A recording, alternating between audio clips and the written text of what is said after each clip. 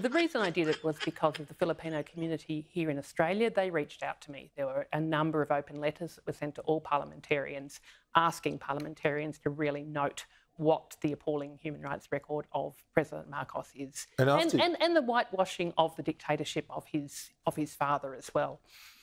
Yeah, well, we do remember his father. Well, some of us do. But when you help... Hindi, kasi ako, di ba, paulit-ulit ko naman sinabi,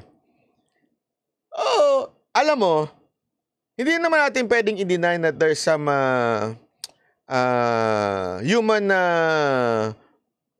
human rights violation nung time ni Marcos Sr. Pero, consistent ako sa sinasabi ko eh. The sin of the father is not the sin of the son. And the success of the father is not the success of the son. Pareho yun. Hindi tayo nagbabago sa statement natin na yan. Pagdating naman sa human rights,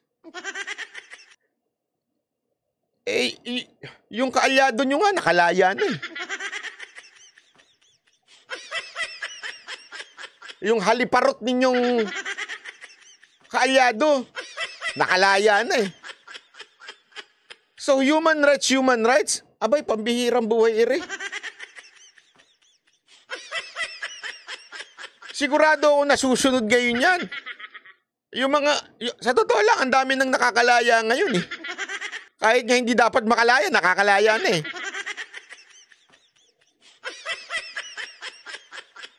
Hindi, eto, no joke to nakakabuisit mga kababayan eh. 'Di ba? Even if we did not support Marcos, even if we did not we don't like the policies of Marcos, 'di ba? Still ang pambababoy kasi dito dun sa mga Pilipino na eh. Tinamaan pa si Duterte dito. Tapos sasabihin, pinipicture na ang gulo-gulo ng bayan natin. Sakto lang. Hindi naman. I mean, kung meron mang dapat magreklamo, kami yun. Huwag kang pakailamero. Huwag kang sausaw suka. In English,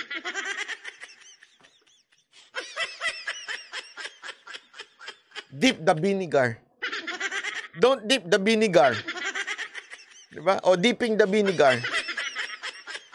Pakailamero ka rin eh. Sa totoo lang, mapakailamero ka rin. The sign up. You were then, what happened? You were escorted out? Yes, there was a note from the speaker that was sent to me with the Sergeant of Arms asking me to leave the chamber because of disorderly conduct. So I was... Alam mo itong mga puti na to, no? Feeling hero talaga. Alam mo, kung bored kayo sa buhay nyo dyan sa bansa ninyo, huwag nyo kaming pakialaman. Magkulkul na lang kayo ng kubeta. Gawin nyo na lang, palakihin nyo ng tama yung mga anak ninyong mga swail. Hindi kasi pinakikialaman nyo kami, yung mga anak ninyo, mga swail eh. Di ba? Huwag nyo kaming pakialaman. May sarili kaming bansa. We are a sovereign country, ika nga. Feeling nyo laging kayo magliligtas sa amin. Ano to? Iligtas nyo muna yung mga anak nyo. Huwag nyo kaming idamay. Andali, baka hindi niya maintindihan eh.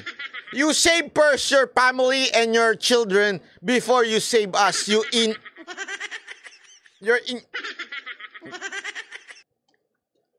Medyo nabubulol lang ako eh. You're animal.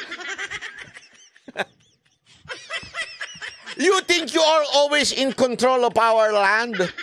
We are not under your power. We are a sovereign nation.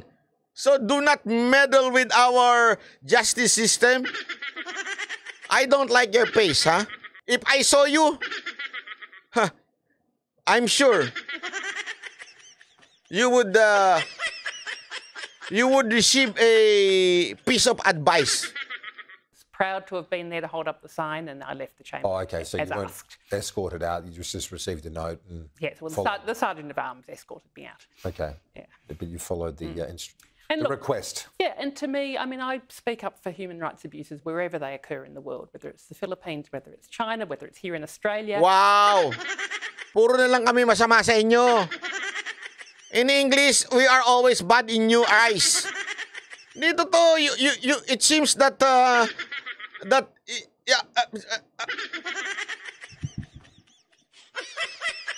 It seems that we Asians are bad and all of you Westerners are good. Oh, sabi niya eh. We're fighting for human rights. What's happening in around the world like China and Philippines? So, you think Asians are the one that is not in favorable of human rights? How come? We're not bad guys. Huh? Myanmar, Afghanistan, and I really... Oh, tinulad mo pa kami sa Afghanistan. How dare you? felt it was my responsibility to be speaking up. Ayan, no? Feeling ka. Piling eh. You're pilingero. You know pilingero? You feeling and you're arrow. Hindi, totoo naman eh. You're feeling arrow, ha? Because you think really, this is my responsibility in this world to save the human rights. Human rights in your face. Anong Tagalog nun? Human rights sa mukha mo. Di ba? Did you Really have a brave second people. thought, though, in terms of the fact that it was a big moment in Australia-Philippines relations? No, and I really support the Filipino community. I really want to emphasise how I've got a huge amount of respect and support for the Filipino community and the people of the Philippines. But they deserve better as in their government than people who are, You weren't worried that it would undermine our efforts to build ties with Manila? We need to have human rights at the centre of all of our relationships. We have Commission of Human Rights? How dare you say that? Are you telling us that the CHR is not doing their jobs? The police are not doing their jobs?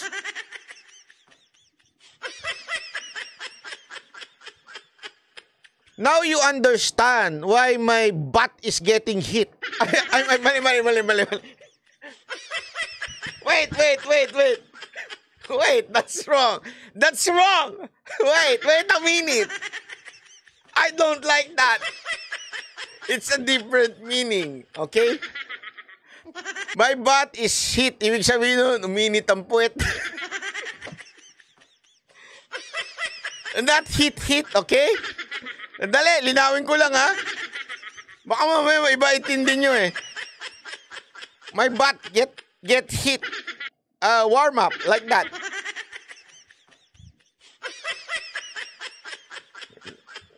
Sisira sa'yo yung live ko. Yan, butt getting hot. Yan. Not hit pala, hit. Umiinit ang puwit, ganon, yun. Yun talaga yung gusto kong parating. Umiinit ang aking puwit sa'yo, ganon. In English, my butt is hit. Countries. If we turn a blind eye to human rights, that's an attack on democracy and it's an attack on ourselves because human rights matter no matter where people are living in the world. As I said, you got a big day thrown out of the House of Reps, but you've also got today the anti-poverty report. Right. We've spoken about it before. What's it found? Yes, well, yesterday we tabled the final report of my inquiry, the Senate Community Affairs Committee's inquiry into the extent and impact of poverty in Australia. And it's the number one recommendation of the majority report of our committee was that there needs to be urgent action. Anyway, alam mo, yun yung kinaiinit ng puwet ko. Kaya, kasi naintindihan ko yung iba, medyo tuwan-tuwa sila na napahiya si Marcos. So, siyempre, okay, nakakatuwa, napahiya si Marcos, ganun-ganun, di ba? Okay, sige, okay. Ano ako dyan, sama ako sa dyan. Pero, andali, ano ba talaga ginawa? Yun yung gusto kong laliman eh. Laliman yung usapan. Dali, pinahiya niya. Bakit? Anong meron? Anong nangyari? Nagigets nyo? Laliman natin yung thinking natin na hindi lang basta pinahiya, tuwan-tuwa na tayo. Porket anti-Marcos tayo o porket ayaw natin si Marcos, tuwan-tuwa na tayo dahil pinahiya siya. Sandali, ano ba dahilan? Etong ayoko sanang tawagin gaga eh, pero wag ko na lang tawagin Diego Lati kung gaga, no? Wag na lang, ano? Wag na. Itong babaeng to, kita nyo napakabastos. Di ba? Napakabastos po eh. Mantakin mo, anuhin yan na parang wala ang gulo-gulo ng bayan natin. Hindi naman ako papayag doon. Hindi ako papayag. Kung meron man dapat magreklamo, magreklamo yung mga Pilipino. Ikaw, wag kang feeling hero. Kala mo talagang ikaw magliligtas sa bayan namin eh. You just shut up and just go there and play around. Don't meddle with us.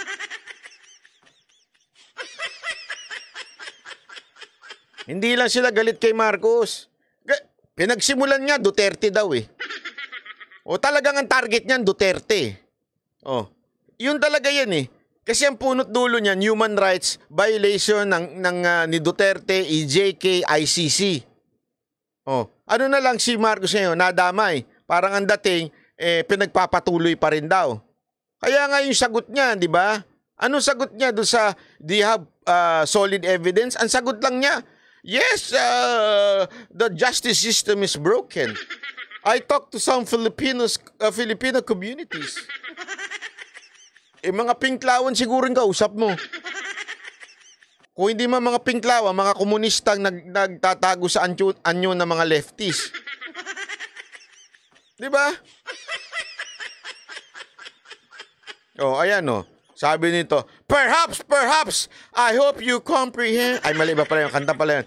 Perhaps, she forgotten what they did to their own people. Nako, malalim yan. Hindi, alam mo, eto, alam nyo ba na isa sa mga hilig kong pinapanood sa Netflix, yung mga historical na mga nangyari noong unang panahon, especially yung tungkol sa slavery ng mga Africans sa Amerika, slavery na ginagawa ng mga puti sa San Francisco, sa mga Chinese. Ang taas kasi talaga ng tingin nila sa sarili nila porket puti sila. Pag puti ka talaga, ewan ko ba, parang feeling mo ikaw talaga yung ikaw ang boss, alila mo Asian, alila mo itim, alila mo ganun. Hindi ko alam kung saan nila nakuha yung konsepto na yun. Sa loob-loob ko nga, paano kaya nagsimula to? Porket maputi yung mga singit nila? Nakakita nila, puti ng singit ko. I think I'm above you. Porket pagka nakakita, dito to, sa tingin ko it's really discrimination eh. Hindi maganda. Tapos, wag naman po tayo sa wag naman po tayong agree. Porket binanatan si Marcos, tuwan-tuwa tayo. Sandali, si Marcos ba talagang binanatan niya, yung target niya? Hindi ho eh. Ang talagang target niya, tayong mga Pilipino. Gago eh. Ay, sorry naman. Sorry naman. Di ko nga gusto sabihin yun eh. Hindi, kaya ako, bisit talaga ako dyan eh. Nakikita ko yan eh. Hanggang ngayon, dati pa yan, ganyan na mga puti. Hanggang ngayon, bit-bit pa rin ho yan. Diba? Alam mo, wala akong pakialam kung hindi nyo ako papuntahin dyan sa Australia, kung hindi nyo ako bigyan ng visa. Pero gusto kong pumunta dyan one of these days. Wala lang talaga akong pera. Pero, no matter what, hindi sa akin tama yan. Mali yan, mali. Mali sa akin yan. Pasensya na ha. Pasensya na sa mga katropa natin diyang mga hindi rin gusto si Marcos pero tuwan-tuwa na napahiya si Marcos. Sa akin hindi ako natutuwa eh. Mas maganda sa Japan. Yun! Tama kayo dyan. Japan lang, sapat na. Ako. At least pare-pareho tayong Asian dun. Although, siyempre, mataas talaga tingin pa rin ng mga Hapon sa sarili nila. Pero, hindi naman ganyan ka-discrimination yung discriminated ka.